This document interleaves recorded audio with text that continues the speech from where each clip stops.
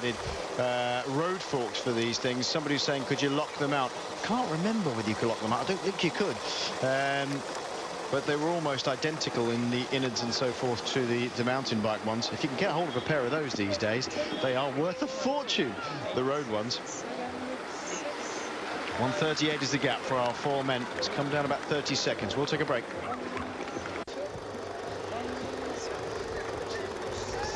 It's Paris-Roubaix. It's a beautiful day once again. Oops, running off the road.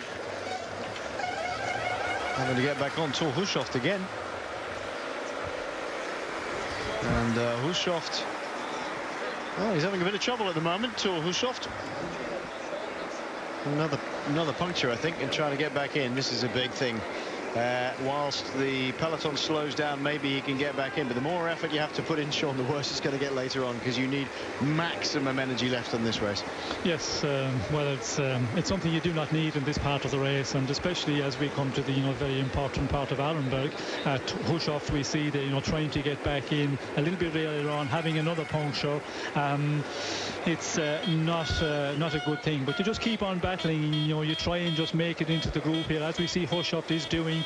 Try and get onto the front as we go to the section of Arenberg, and then see how you feel. But you can pay for those efforts later in the day, because if the Paris-Roubaix, it's such a difficult one. The cobblestone, so energy sapping, over 50 kilometers of cobbles. But you just keep on trying. You hope that you will get through the day. But when you make a number of those efforts, it's unless you're in real good shape, you normally pay for that in the end. 1:42 the gap. Sean and I are sat in the tribune here, which is in the stands at the Roubaix Velodrome, where they finished today. It's a beautiful day out there, although it's flipping cold under here, I can tell you. The sun never gets to this particular point on the track. What's more difficult to ride, Sean? A really wet, nasty Paris-Roubaix, or a very hot, very dry, dusty one? Because clearly they're going to go harder in this situation. Well, if you can ride up front on a dry day, it's much more of an enjoyable day, if you can call it that. But it does make it safer, because when you have the wet conditions, riders can slide off, come down very, very easy, crash. And when you try to avoid the crashes on the cobblestones, any little movement, down you go yourself. So it's certainly it's much safer in the drier conditions. But if you're hanging it down in the rear, then sometimes the dust is so much that you cannot see. Visibility is so poor. But I think everybody would prefer the conditions we have today to the wet and wet, slippery cobble sections.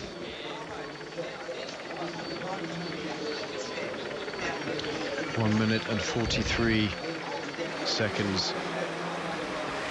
Matthew Heyman leading Koretsky here, having a good time to get in this break, because it's quite a quality break to be in. Steegmans, O'Grady and Heyman, and young Clement Koretsky here in the grey of Bretagne. Good for them to get a berth in this race, Sean, because they are, this is one of the biggest races of the season, and a smallish team like Bretagne, although they're very, very committed, and they have been for many, many years, this is a really good race to be in. Well, it's a great race to be in. First of all, to get a wild card entry, it's a big thing for a team like Bretagne, but to get a rider like Koretsky in the breakaway, it's a big plus for them, because as we can see here, they're getting air time, and they're also, just letting the sponsors or the organisers, that they're the entry, that it was a good thing to take the team when you can get a man in this company, because he is in very good company with Heyman, O'Grady and Steegmans, some very good specialist classic riders. So a good ride by the rider from Bretagne. Surrounded by motorcycles. They've got a Mavic neutral service motorcycle behind them. On the left-hand side, you can see the legacy of this area. It's mining. There's a little plinth and monument to the great rider Sean Stablinski here on the left-hand side as you go into Arenberg. Stablinski, a former miner himself, wanted to never ever go down the mines again, and decided, like so many riders of the past, they either came from a heavy industrial background or from the mining background. Here we go. This is the Arenberg trench as they're coming up to it. 4 riders. It's okay for these guys, but they are going to hit this as hard as they possibly can when they arrive with the peloton. Tell us, Sean, exactly what is it like to ride this? Well, it's a great position for the 4 riders out in front, because they can ride onto it at a good strong pace. They have no pushing, no fighting to do, because with 4 riders it makes it so much more safe. So it's a great position to be in with 1.5 minutes an advantage, but back in the peloton it's going to be hectic, and we will see the shots now as the peloton arrive there. There will be so much movement on the front end of the peloton, and I'd not be surprised if we could see some crashes before we get onto the cobblestones of Wallers. So back in the bunch is a real nervous time for everybody, but if you can make it into a breakaway and get into this section as we have our 4 riders here, it's a lovely position to be in. But you look at the bumping and boring of these men here. Now behind them though, Sean, it's going to be like a flat-out sprint, isn't it, to get in here at the right position. That's why Thor Hulshoff had a puncture at exactly the wrong time. You've got to be at the front, and it's almost like a lead out for a sprint to get into this Arenberg section. Yes, and I think it's worse than some of the big sprints we see at the end of a race, because there's so many riders want to be up front. Still with 80 riders, there's a lot of riders feeling really good, and yeah, it can be just hectic as we can see the bunch going on to the Arenberg section. Bogdanos at the back there, they're just piling through at the moment, being led out fast by BMC, try and keep everybody out of trouble. Remember last year it was Jure Blach, I think, from NetApp, wasn't it, who came down a right cropper here. Now the cobbled sets on this particular section, Sean, are not as rough as they used to be, but they're still much different to the ones on the other sections. Yes, well, they are a very rough section. It's a long section as well, because it's 2.4 kilometers long, and it is one of the worst sections, and I think it's also the time of the race as well. You still have a lot of riders with 93 kilometers to the finish roughly. You have a lot of riders in the bunch. You still have 80 plus riders, so there's a lot of movement before. So to get positioned to get onto this section, it's always very, very hectic. Where in the final of the race, in the last 50 kilometers, you haven't got as many riders fighting to be up front, and that makes it a little bit easier. It's not quite as hectic as it used to be here, because as our breakaway men come into shot here, you can see on the left-hand side where all the spectators are, it's all barriered now. That, or they've got these little tapes here, that never used to happen, and often you'd see riders like nipping over to the right-hand side to get behind them and get onto the mud and get onto the pathway and come back onto the Arenberg trench. It's all churned up on the left-hand side deliberately. Yes, I think they've actually ploughed it up. I think so, yeah, deliberately so. Looking at that yesterday, to just keep the riders off, because you would get a lot of riders in the conditions we've got today, where it's really dry, it would be really hard, and riders would just go onto the side. So for that reason, they have just ploughed it up a bit to prevent the riders from riding off the cobble section. Yeah, it used to be exactly like that. So we've had some terrible accidents here. As you say, Fignon fell here. Johan Museu broke his leg awfully. Really badly here. One of the worst crashes we've ever seen in the Arenberg trench in modern times. Anyway, but I think that was coming from the other direction. Yes, possibly, yeah. Yes. Well, we did come from the other direction, I think, on maybe 2 occasions. But yeah, this section, coming from this direction, is certainly a real fast run in onto the cobblestones, as we can see here. Finney is pushing on just out the front of the bunch, and probably a little bit nervous at this point. And it's a good place to be. Just get through this section, and there's a relief. There we go.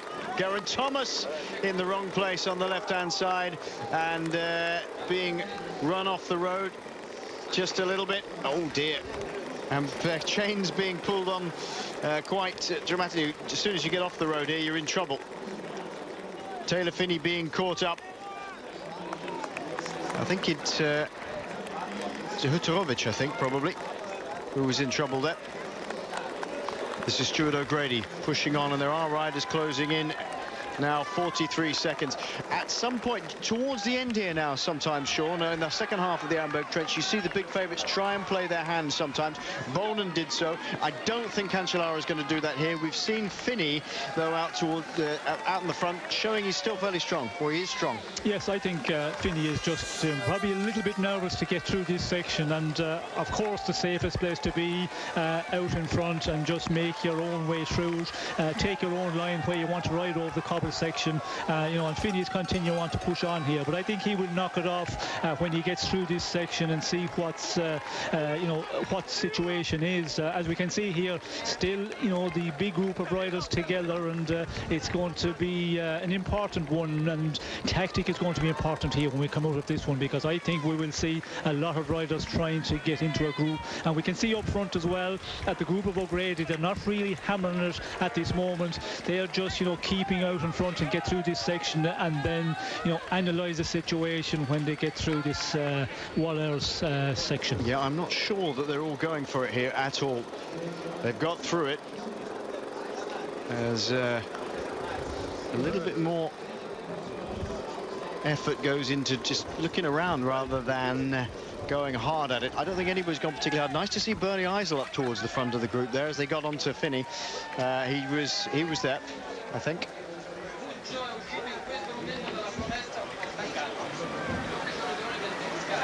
These are our 4 breakaway men. They've got 38 seconds, but Sean doesn't look as though they want to really push hard at the moment. We're still 90 kilometers to go. They've just got to keep rolling along.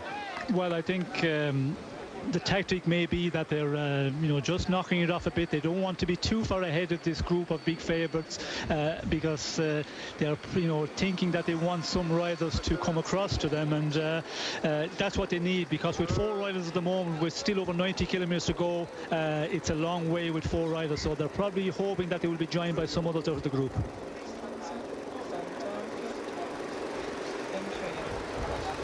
I think they're all pretty happy that the weather is so much better than it has been over the last few weeks. Some big favourites. The last bomb was just looking up and across over the peloton. Lots of questions coming in about that, obviously on Twitter at spokesmen, SPOKESMEN, about the technical aspects of the bikes.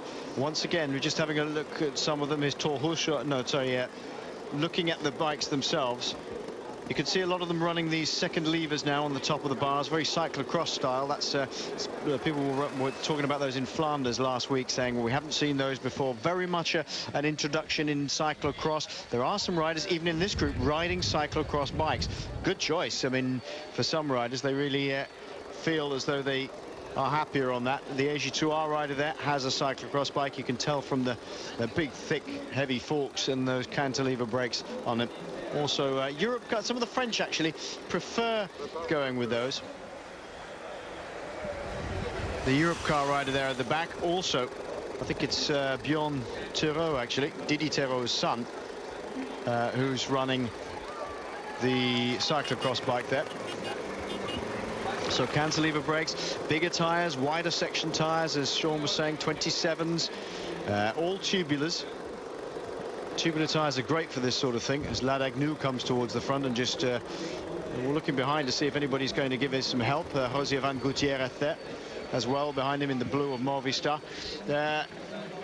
Tubular tyres much more capable of dealing with those big hits, because they squash, well, they squash better. They're obviously just a tube.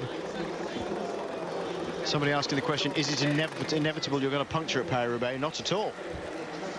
There are a lot of punctures though. In fact, you punctured, didn't you, Sean, when you were recceing yesterday? Yes, in the last 200 metres I had a flat, and it's not the first time I've had one in Arenberg. When I was competing as well, one year I did have about halfway through the Arenberg section, I had a flat and had to ride all the way to the end. Yeah, it's real nervous times when you do have a flat at this moment, because we can see here the group of big favourites. There's maybe 45 riders, 50 riders. It's interesting now to see how many riders will make their way back in. We can see here there's a number of riders trying to make it back into that group, and I think this group will grow a bit, because there's a lot of tactics going on here. We can see off the front there's 4 riders trying to pull away, but a lot of action on the front of the bunch, and if we get a little bit where they start looking at each other and the teams waiting, well, then there will be a lot more riders will make it back into the main peloton. Sector 17 as we count down for the breakaway riders at Wallers here. Going through the newly reintroduced Pont Gibus section very, very tight because it's a little railway bridge and very, very narrow underneath. And I have to all be pretty careful about that as the rest of the peloton decide to enter at this point in our picture.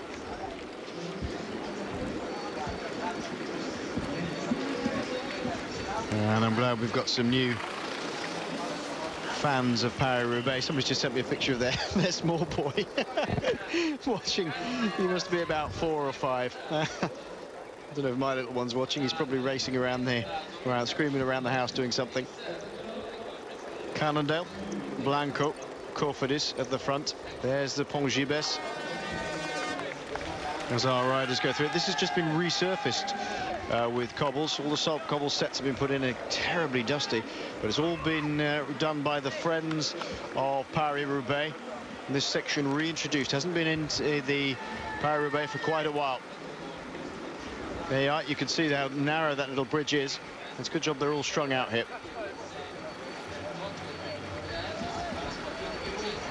Very dusty, this section, Sean. Yes, and I think it's more dusty it'll get during the day because with the sunshine we've got, and I think the